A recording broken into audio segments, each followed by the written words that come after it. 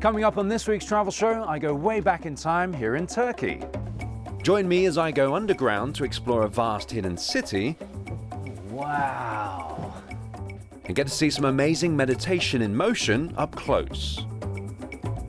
And we also head to Italy to talk to the mayor who wants to take meat off the menu in her town. Sumptuous, really, really nice.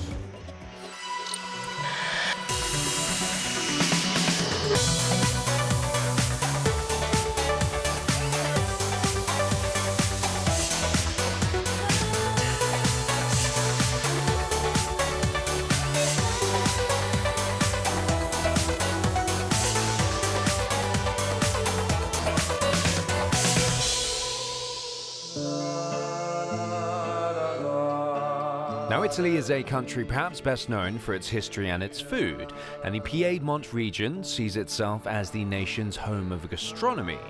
But now the mayor of Turin wants to start a revolution in the city's restaurants. We sent Rajan to find out why.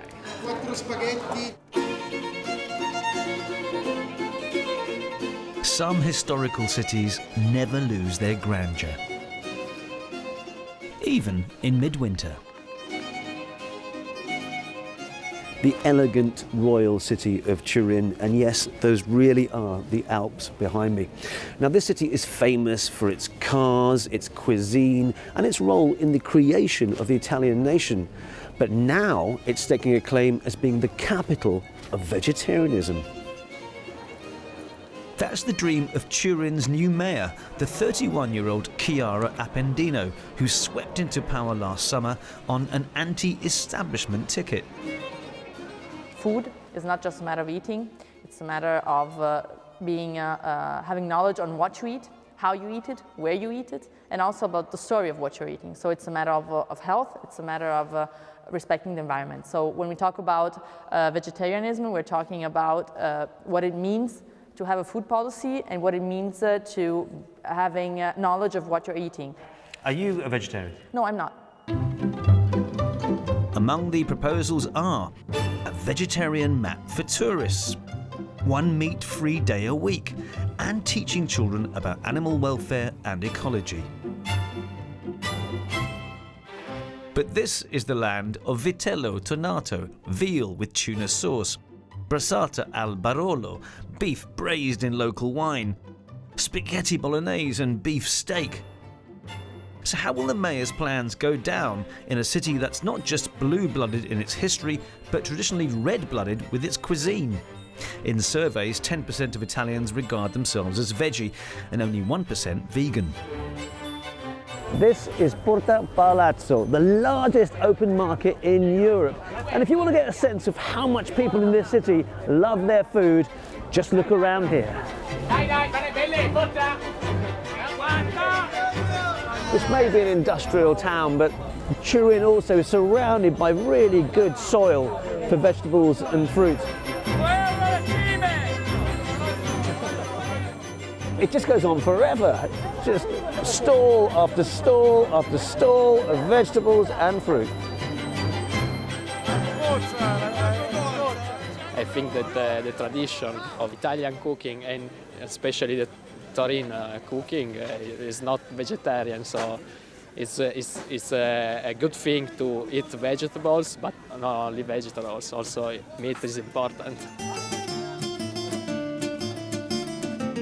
As a non-meat eater myself, I'm curious as to how realistic the proposals are. According to the mayor's office, there are already at least 30 vegan and vegetarian restaurants like this one in Turin, but she wants many more. How creative do you have to be to make vegan and vegetarian food? For the kind of cuisine we make here, we want to propose something new, something different. And then we study a lot about different kind of ingredients or technique. A lot of dishes inside the Italian culture are vegan, but people don't know. People eat spaghetti and tomatoes and think about spaghetti and tomatoes, but it's vegan place. You know what I mean? So it's natural in Italian food. It's really easy. This soup is a cream made with potatoes, Jerusalem artichoke. Luca got into veganism, he told me, through the punk scene when he was young. This is a vegan parmesan. And he feels Turin is ahead of the game on eating trends. Then we have to cut the truffle. Oops. It's not easy, I know. It's not easy. One of the most famous and the first vegan festival in Italy was in Turin. Like the first gay pride was in Turin. I think it's like a really European and open-minded city. Sumptuous, really very nice. Venga, venga, venga. Ah. Not surprisingly, for those whose livelihoods depend on the meat industry, the idea of a vegetarian city is preposterous. And donkeys might fly, as the saying goes here. Buongiorno, Piercarlo. Buongiorno. Rajan. Buongiorno. Piercarlo's grandfather started this business in 1928. Meat is sourced from 5 farms in the prestigious Alba area, and its pride and joy is the beef of a local breed of cow called Fassona. La carne nella cucina italiana è importantissima, in quella piemontese lo è di più. In Piemonte, per cultura, per tradizione, si mangia poco pesce e si mangia più carne. Per cui diciamo che la fa un po' da padrona la carne. Piercarlo says many local people rely on the meat trade for work, and jobs could be at risk. Nel mondo della carne c'è chiaramente molta gente che ci lavora. Partiamo dai macellai in Piemonte saremo 2 o 3 mila, poi gli allevatori, coloro che allevano il vitello, anche lì una grossa fetta di persone, i ristoratori che vendono la carne, che la cucinano, le aziende che producono il mangime per gli animali. L'indotto è molto grande, il danno sarebbe enorme, però è una cosa apocalittica, non ci crediamo. The fact is, though, this is a region that has also always celebrated the diversity of its food, its deep links to the soil, and its refined tastes and aromas. The bella vita, in fact. To be fair, it wouldn't be the first time that this city has led the world in changing its eating habits. The now world-famous slow food movement, which celebrates healthy eating and promotes good food products, started in this very region. It's safe to say that meat will not be disappearing from most menus in Turin for the foreseeable future. But the new mayor's administration, for all the talk of ending political gimmickry, has shown itself to be very skillful at seizing the agenda. By using the veggie angle, Turin has also been able to shout from the rooftops about its other unique assets and raised its tourist profile in the process. Talk about having your cake and eat it. Wow. Wow.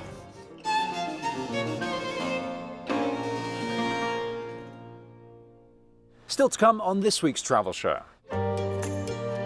I hit the road here in Turkey and join the archaeologists who are unearthing a fascinating part of the country's past, and also get to see an amazing display of movement and meditation up close.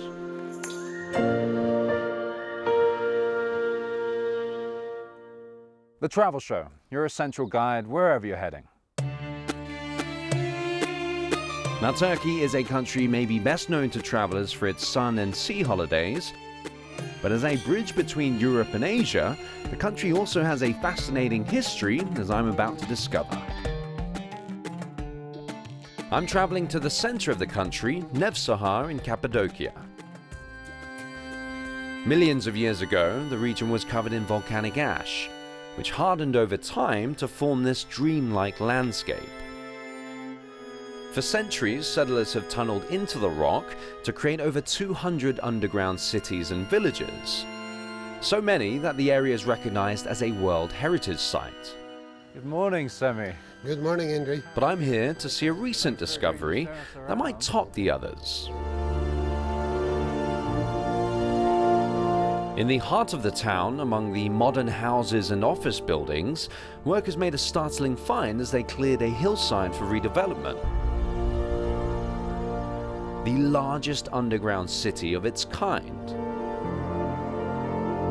Excavations have revealed these openings dug into the side of the hill.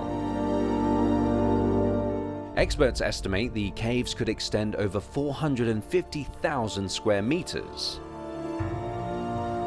Wow, look at all of this. I find it quite hard to believe that there were people living on top of here and all of this was actually hidden. And so they had no idea that this was here. No. That is insane. Wow, that ceiling is rather unique, isn't it? What's all this? This is a monastery, and according to the scientists, the monastery dates back to the 6th century AD.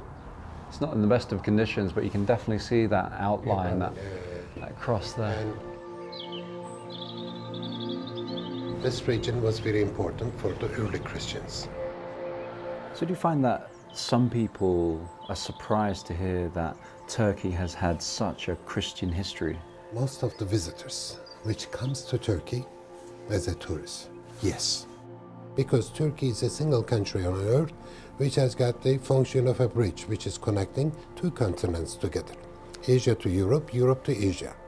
Nearly 30 different civilizations that pass through this country. Those are the civilizations which leave some remains.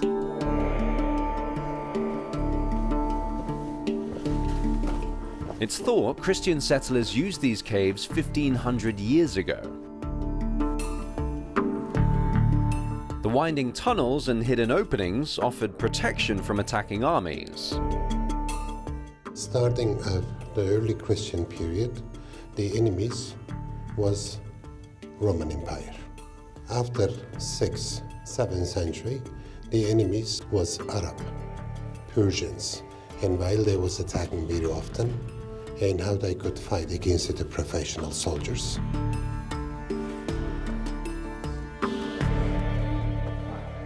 Now, Sammy, I've noticed a couple of these around the caves themselves. What exactly is it? This is a stone door. So I'd say this must weigh at least, how much do you think? Around 1,000 pounds, Right, so about or 500 kilograms. So it actually moves still? Yes, look. Wow, that is, it's a little precarious.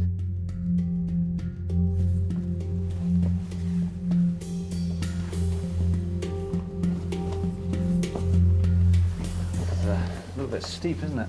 Yes. There's so many little holes you can actually just put your foot in and fall through.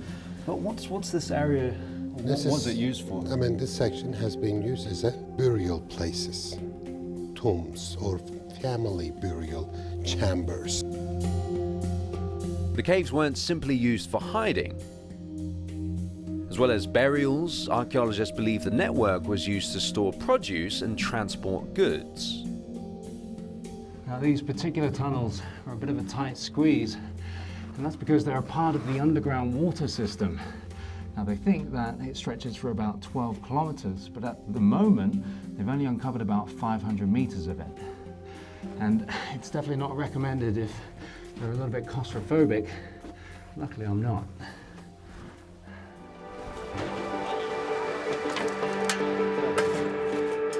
No one's certain how long ago the first tunnels were built. They might be as much as 5,000 years old, long before the Christians settled here.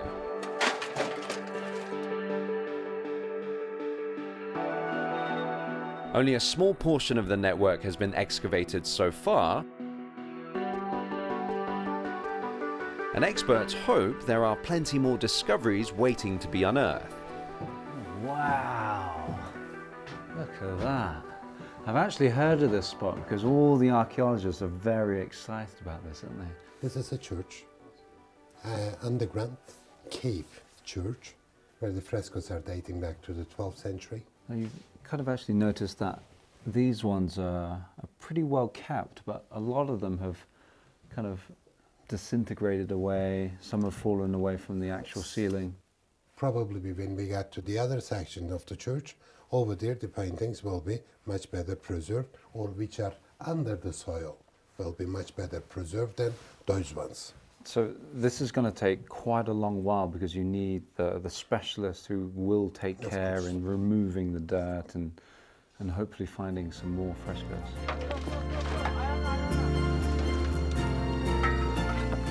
Going forward, there are plans to turn sections of the cave network into an archaeological park with art galleries and boutique hotels. Authorities hope to open it to the public in 2018 when visitors can see the excavations in their full glory.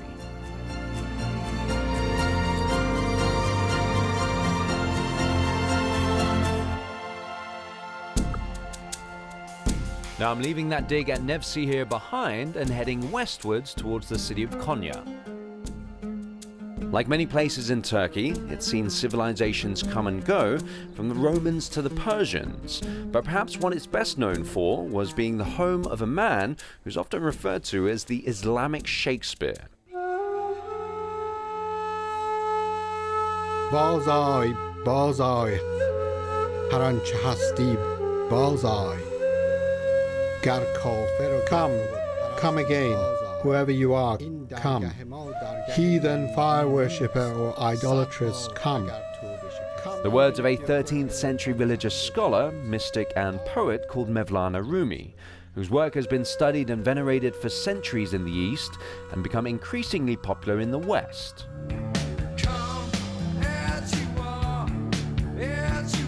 Musicians from top 90s grunge group Nirvana to Madonna have used text attributed to Rumi in their work, and he is currently, almost 800 years after his death, the best-selling poet in America.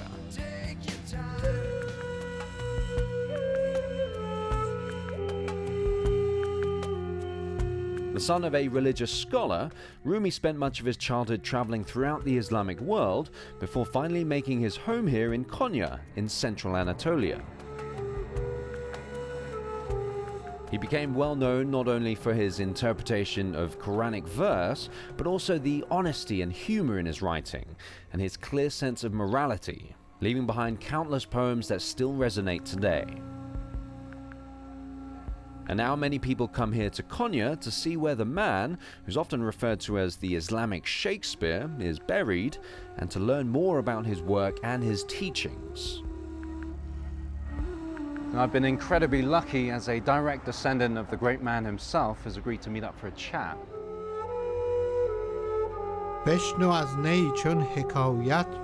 Listen to the reed, how it tells a tale, complaining of separations, saying, ever since I was parted from the reed bed, my lament has caused man and woman to moan.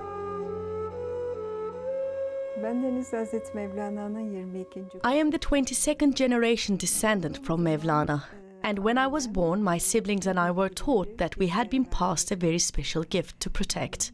Others can learn and experience his teachings, but it's our duty to safeguard the legacy. And so why do you think the teachings that Mevlana had written about have grown in popularity 750 years later? The whole world is curious about the teachings of Mevlana because he taught us how important it is to know and love ourselves, because that allows us to love others. This really resonates with what's happening in the world today.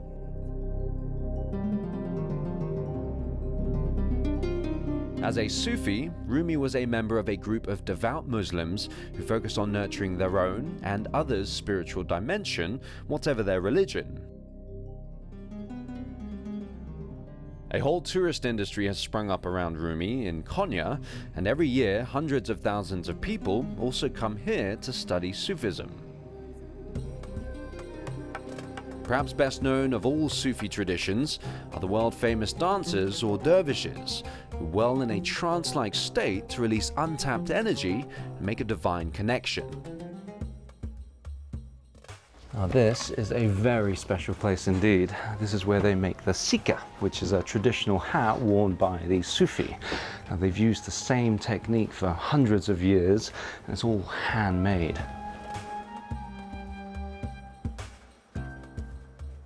In the teachings of Mevlana, everything has a meaning: people, objects, animals, and plants. Kissing this band on the hat symbolizes the value of these things.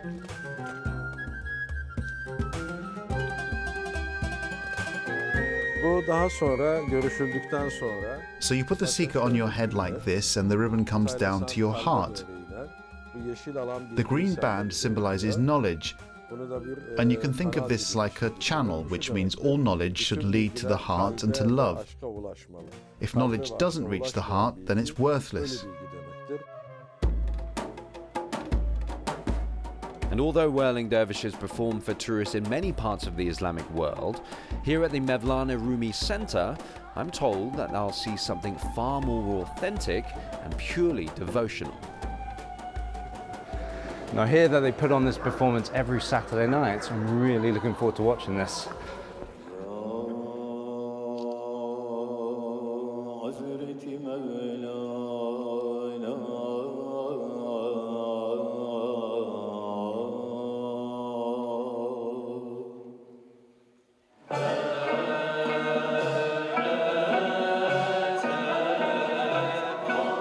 Each devotional session, or sema, is led by a sheikh who commands the ritual. Each of the dancers, or semazen, whirl with their right arm directed upwards towards God, whilst their left arm points to the earth.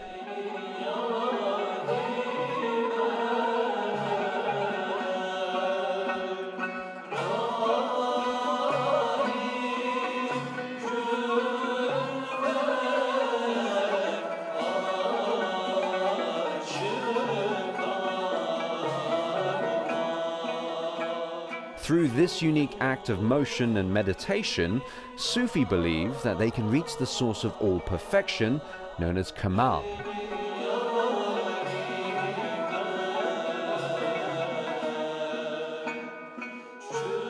It's so hypnotizing kind of watching them perform.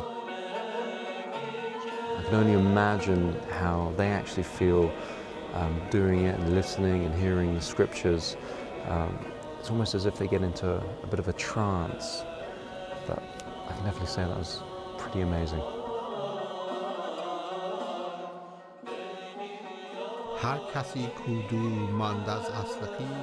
Everyone who's left far from his source wishes back the time when he was united with it.